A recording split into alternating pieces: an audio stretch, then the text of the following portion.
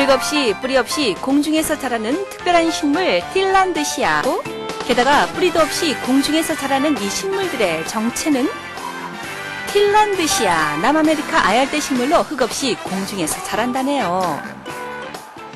김영근 사장, 틸란드시아 수입 판매 4년째 150여 종을 재배 중이다. 이 식물은 흙이 없이 공중에서 산다는 게 가장 큰 특징이에요. 공기 중에 습도와 그다음에 공기 중에 어떤 유기물을 영양분을 해서 사는 식물이고요. 그래서 그러다 보니까 뿌리가 없고. 웰빙 트렌드에 맞춰 틸란드시아가 실내 공기정화 식물로 주목받기 시작하고 있다는데 이거는 뿌리가 없기 때문에 수분을 흡수해서 광합성 작용을 하질 않아요. 그래서 어떤 일산화탄소를 배출하지 않고요. 단지 공기 중에 습도를 가지고 있다가 그걸 가지고 영양분을 삼고 있기 때문에 오히려 산소만 배출하는 식물이죠. 대렁대렁 공중에 뜬 유리병 속에서도 자랄 수 있다? 네, 틸란드시아는 가능합니다. 하나의 식물이 원을 이뤄서 이렇게 되는 것들이에요. 틸란드시아 생육 특성이 궁금한 제작진 자세히 물어보는데요. 꽃이 꼭 자기가 갖고 있는 꽃대가 평생에 한 번 핀다는 거예요. 그러니까 쉽게 말해서 이게 자기가 이 꽃을 폈으면 이 끝나고 이 식물은 옆에다 새끼를 이렇게 만들어요. 계속 종족 번식, 그러니까 그걸 하면서 커나가는 식물에 150만 원 정도 합니다. 150만 원. 150가지나 되는 틸란드시아, 모양도 가지가지, 별명도 많다는데 이걸 보면 뭐가 연상이 되시나요? 벼포기 같은. 이거 이렇게 보면 식물이 이렇게 자랄 수도 있거든요. 이거는 공중식물이라서 비가 오는 것 같지 않나요? 소나기라는 어떤. 소나기 모양. 그렇군요. 거꾸로 보면 어처럼 생겼죠? 오늘 질문이 어려운데요. 알쏭달쏭 별명이 도대체 뭐예요? 네? 나무 뿌리처럼 안 생겼나요? 나무 뿌리. 예, 뿌리. 왜 이렇게 식물을 봐야 되냐면 하늘을 향해서 잎이 뻗어야 된다는 상식을 뒤집는 식물들이에요. 이렇게 뒤집어서 어떤 나무나 이런데 착생해서 이렇게 살아요. 이렇게 사는 특징이 있기 때문에. 퀴즈 내는데 재미 붙인 사장님, 이번엔 나무 소품까지 선보이는데요. 지금 뭐처럼 생겼나요, 이게? 사슴 같은데요, 사슴? 사슴 같나요?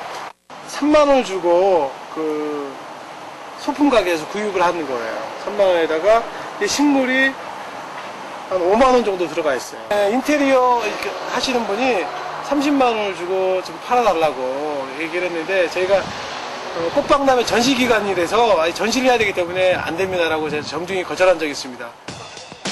틸란드시아는 각종 재질과 장소에 부착이 가능해 인테리어 식물로 부가가치가 높단다. 틸란드시아 대한민국. 백두산도 화이팅! 독도도 화이팅! 독도를 응원합니다. 돌의 가격은 한 3만 원 정도예요. 시중에서 돌 구입하면 3만 원 정도 하고 여기는 식물은 한 5만 원 정도의 식물이에요. 도매가로 따진다면 그럼 8만 원이 되겠죠. 근데 실제 판매 가격은 이건 한 30만 원 정도를 해요. 와, 비싸네요. 틸란드시아 마진은 어느 정도나 되는 거죠? 이 상품의 어떤 마진율을 거의 한 50% 정도를 저희가 주고 있어요. 돌의 무늬에다가 식물을 식재를 해서 더 큰 부가가치 창출할 수 있는 거죠. 이렇게 봤을 때는 이게 50% 마진이 아니라 200%, 300%의 마진을 볼 수도 있는 겁니다. 변신도 자유, 디자인 개발도 자유. 제1탄 특별한 디자인을 보여준다는데 이렇게 모나리자 틸란드시아 완성. 이번엔 2m의 대형 플랫판까지 등장. 벽에 부착하는 특별한 디자인 2탄. 어떤 모습일지. 대형 나비 틸란드시아 완성. 벽을 살아있는 식물로 저희가 조경을 하는 거죠. 그래서 식물이 꼭 땅에서만 자라는 게 아니고 벽에서도 이렇게 장식할 수 있다. 아열대 식물인 틸란드시아 관리는 어떻게 하나요? 습도가 공급이 안 되면 또 이게 또 자라는데 어떤 장애를 얻을 수 있거든요. 그래서 일주일에 한 2번 정도, 저희 같은 경우는 2번 정도 이렇게 스프레이를 해줍니다. 김용근 사장, 틸란드시아 홍보는 이제 걸음마 단계로 고향, 꽃 박람회 등 참가를 통해 계속 홍보 중이라고. 베네수엘라, 과테말라, 그 다음에 아르헨티나, 그 다음에 에콰도르, 그 다음에 멕시코, 미국, 남미의 여러 나라를 쫓아다니면서 직접 찾게 되고, 가지고 오게 되고, 그렇게 해서 시작이 됐는데, 지금은 뭐 그거에 대한 제가 뭐 보람도 갖고 있고, 우리나라에서 아니면 세계적으로 이렇게 많은 종류의 식물을 보유하고 있는 사람이 없기 때문에 그거에 대한 어떤 자부심도 있고, 특별하지만 잘 알려지지 않은 해외 식물의 선구자, 애로사항이 많으셨죠?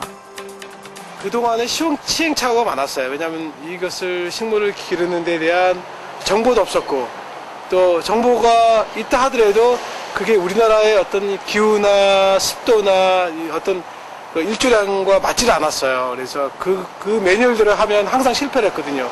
그래서 그것을 이제 우리나라의 어떤 식물이 자라는 환경과 어떤 그 조화를 이루어서 제가 키우는 나름대로의 어떤 노하우를 이제 찾아가는 거죠.